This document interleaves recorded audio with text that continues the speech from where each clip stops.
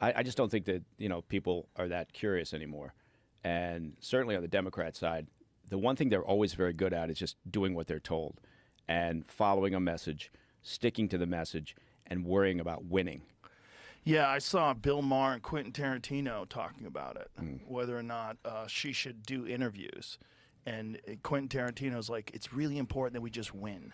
Yeah, that we just win. Like, are we the Dolphins, and are we going against the Raiders, or is this the United fucking States of America? Like, what the hell are you talking about? Yeah, you'd like to think that people are really concerned about the quality of their leaders, but I think it is more about winning. Again, at least on the Democrat side. Sometimes I question whether the Republicans understand that. Right? I think it's on both sides. Yeah. I really do, because there were some people that posted a deceptive deceptively edited video that made it look like Tim. He has a son that has some disabilities, and it looked like he was yanking his son like in a mean way. Yeah. But he was really just trying to get his son to not hit his head on the teleprompter. Yeah. So the teleprompter is this clear thing. The kid's walking towards it, and he just gives him a pull this way, like, let's go this way. And they just took that clip, like, oh, I bet he's mean. Look, he's mean to his boy. Yeah. It's creepy. It's the level of disinformation and misinformation right now leading up to November is astounding. Astounding. Right? And it's becoming more and more difficult because of, generative AI and just a willingness to kind of disappear down a rabbit hole and believe whatever you want to believe, right? Nobody's questioning all this shit. So, but it is, whether it's coming from outside influence, and, we know the Iranians are very active right now. Obviously the Russians and Chinese are always interested in screwing us up. So, but, people, if they don't do it themselves, it's not as if, this idea that the government is going to, tell you what's good and what's not to read is amazing, right? They just arrested the Telegram CEO over in Europe. Yeah, isn't that crazy? Yeah. I was going to ask you about that, too. Yeah. So it seems like they wanted access to Telegram's messages because there were certain people that were posting things that had been a part of, there was a terrorist attack in Russia that they tried to get him to give up information about, but then they gave up on that and they left him alone. But now in France, they've arrested him. Yeah, they picked him up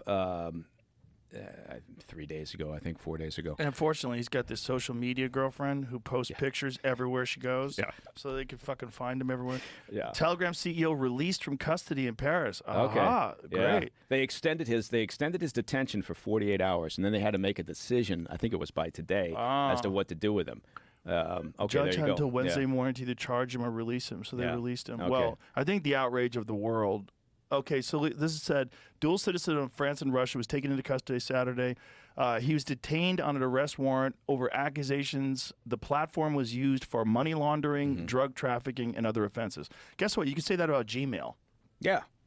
Should we arrest Google? Yeah. Because Gmail is used for money laundering and drug sales? Because it certainly is. Yeah, and I think, well, look, honestly, I think there's some people in the States that if they thought they could get away with it, they would. That's what they would be pushing for.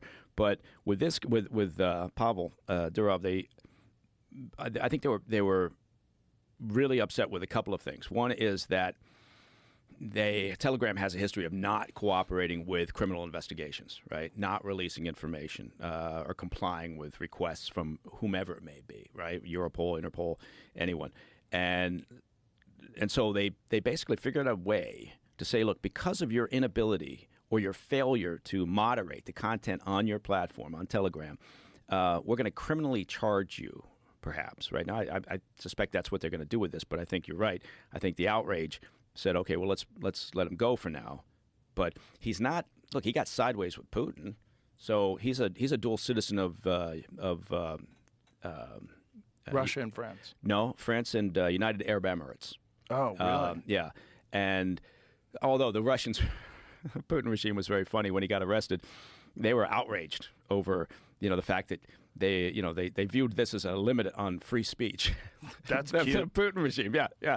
Oh my God, because you know how much they value civil liberties and shit, especially dissenting opinions. Yeah, they love. There is nothing better. Yeah, it's all about free expression over there in Russia. But oh God, Russia. So let me ask you this before we get off topic about sure. the assassination. Oh, yeah. Is it normal for there to be an assassination attempt and then no press conference? It is, because we don't have assassination attempts every week. It's kind of hard to say that is it normal. But if there's a major world event, right.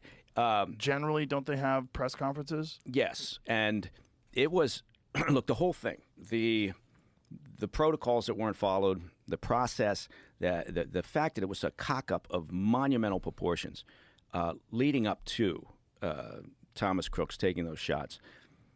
And then the afterwards, right? Then the way that they handled it was another series of, still to this day, this series of mistakes that there is no justification for it. You can't, look, doing security at an event like the Butler rally back in July where Trump was shot.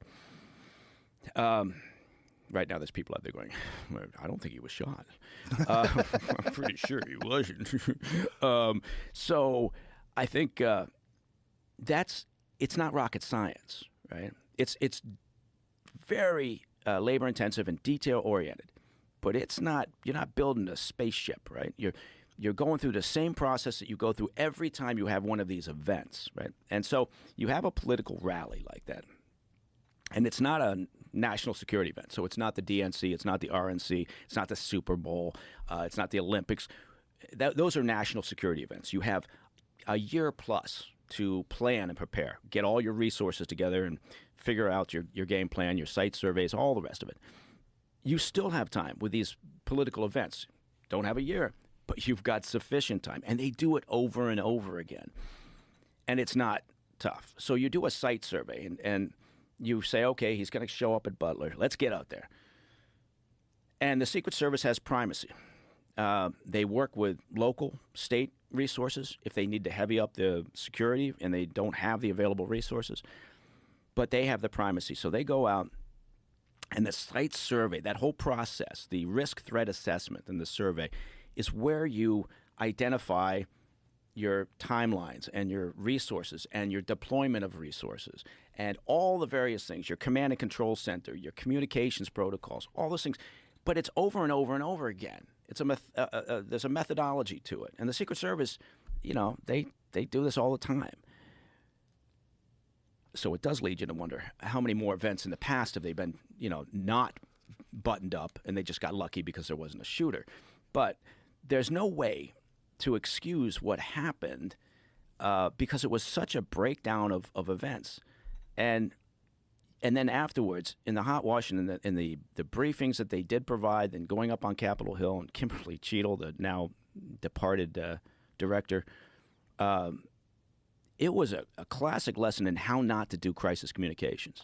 And she should have been, the director, who's now gone, she should have been out on the rally grounds that evening, and with a team and with the agent in charge, and it should have been very clear to the press all around that they were out there doing the investigation, assessing what had happened, and people would be responsible, and they would talk. But none of that happened. It was just a fucking goat rope.